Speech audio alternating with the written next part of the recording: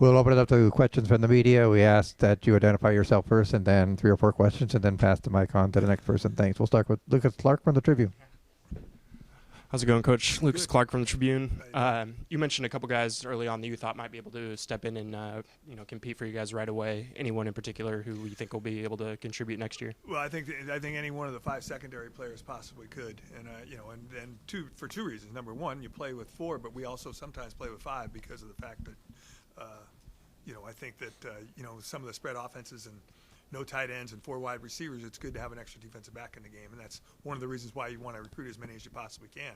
And the same thing's true about the linebacking core. There's going to be some guys that are going to be ready to come in and compete. Probably Joey Ruiz is probably the furthest along, but I think the most important thing, again, when you're going to make a transformation from a 4-3 to a 3-4, that's 4 linebackers you're playing with. So, again, linebackers were extremely important to us. So, other than Dominic Frash, the other guys we want to come in and compete, and if they show that they are ready, then we're going to play them. But the reality of the situation, we do feel like we have some good young players in the program, so we're not sure that that's in the best interest of who we're going to be. On the offensive side of the ball, I would look for all those guys to redshirt because we have so many guys coming back. But we want them to come with the idea that they're going to compete to play. And if they're going to play, they can play. I mean, we've had Lefty Latuli-Nasanoa and Giovanni Sani. Those guys played the offensive line as true freshmen and were great players for us for 4 years. So best players play, so we'll have to wait and see who those guys may be. Coach, Owen Main from fansmanship.com. There's some allusion to 3-4 defense. Can you talk a little bit about the thinking behind that and kind of where you guys are at? Like I said before, I think part of it is the ability to put your players in the best opportunity to be successful. And, sometimes the toughest things for us to recruit, like I said, are size and speed. And if you're going to play with 2 down inside linemen, those 2 down inside linemen have to be big, and you better have more than 2 of them.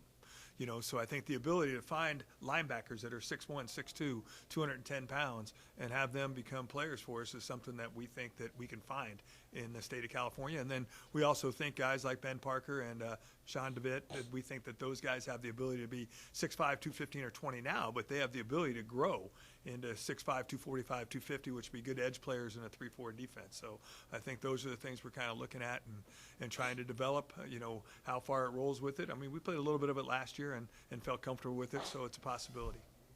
You mentioned adjusting to talent. Is that what you were alluding to in terms of having some schemes and so forth that adjust to the talent that you have? Yeah, there's no question that you want to always take your talent, put them in a position to be successful, both as individuals. That's your obligation as individuals, but your first obligation is to the team.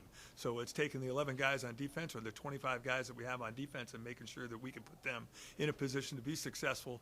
So not only they, as individuals, can be successful, but hopefully we can be successful on the field as well as a defensive unit. I've heard probably 3 of the coaches say Justin Wood did a great job in San Diego, and it seems like you guys have a ton of San Diego kids. Can you talk a little bit about why that is? Did you say Justin Wood had to do a great job in San Diego?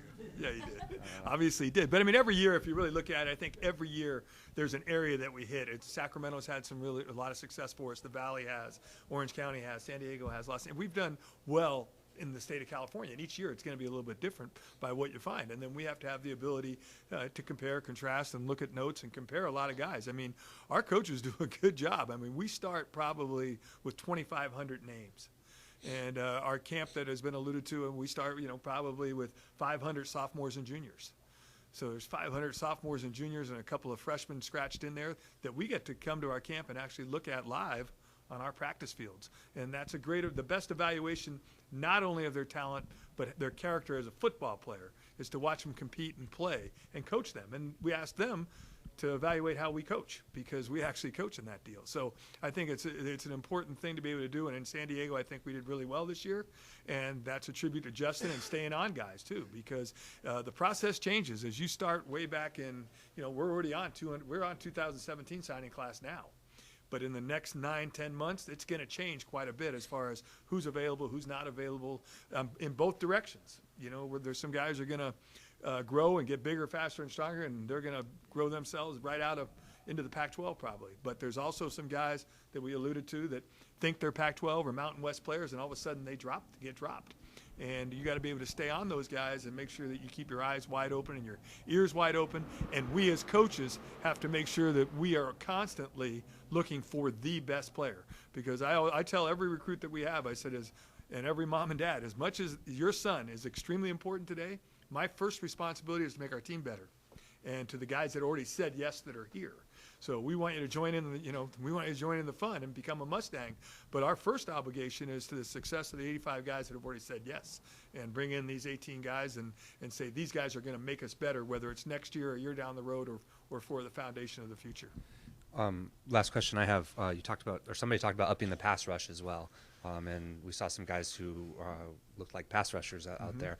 You guys haven't had the most sacks in the world, and it's easier said than done in this conference for sure. But can you talk a little bit about that? Is that a focus for you guys moving forward in terms of maybe getting the quarterback? I think that I've had a lot of conversations with Coach Brown and Coach Enna before he took off, and Pyam and I spoke last night a little bit about what is a pass rush. A pass rush necessarily is not always a sack, especially anymore with how quick the ball gets out.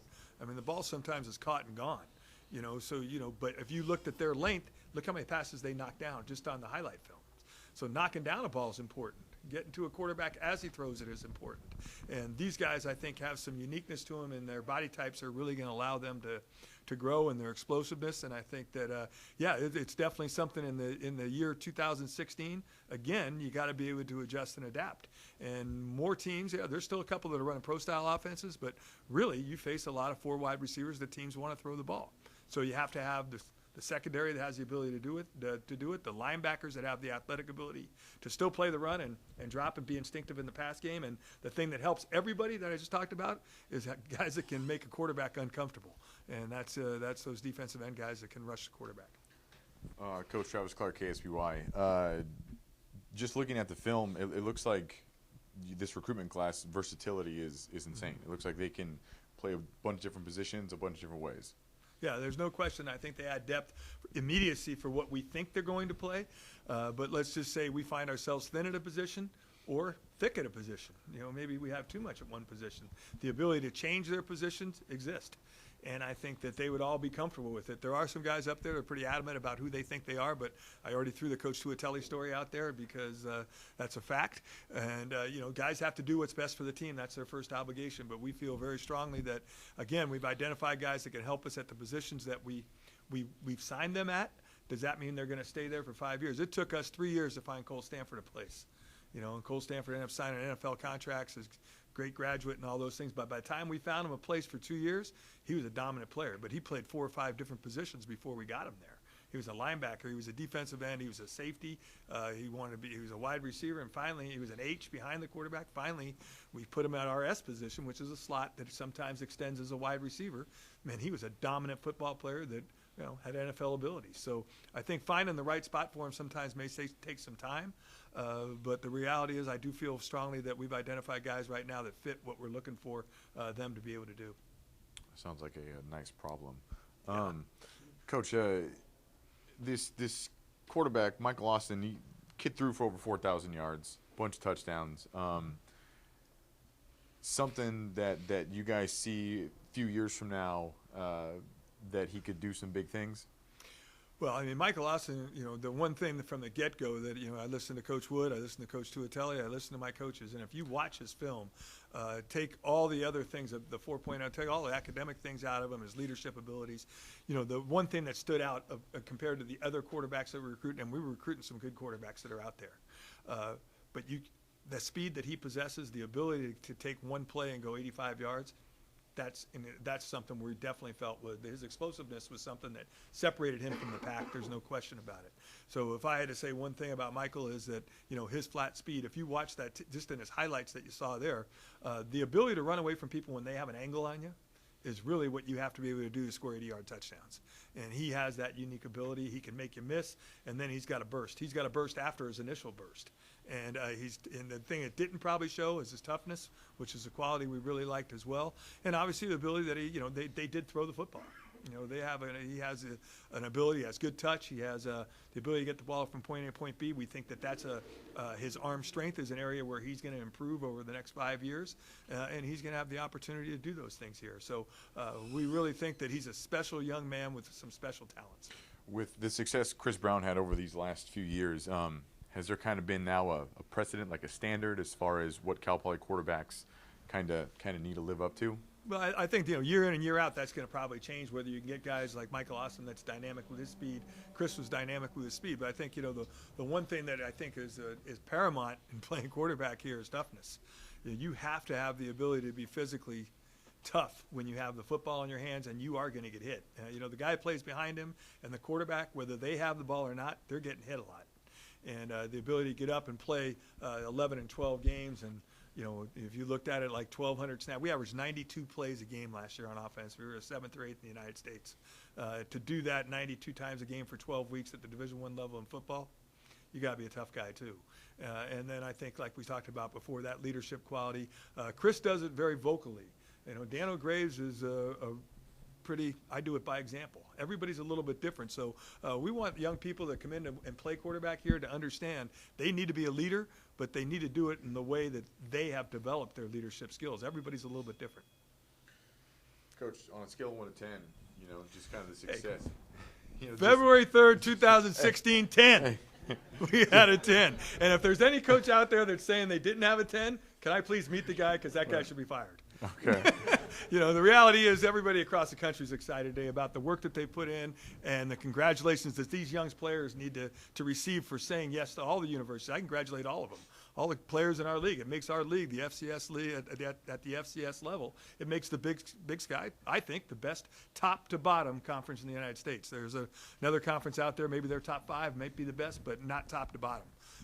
From 1 to 13 in the Big Sky, the coaches in the league do a great job recruiting. They're going to put great programs out every day, and they need to be congratulated, because it's our obligation to keep the Big Sky the best conference in the United States, so that we can get 3 and 4 teams into the playoffs, and we expect to be one of them next year.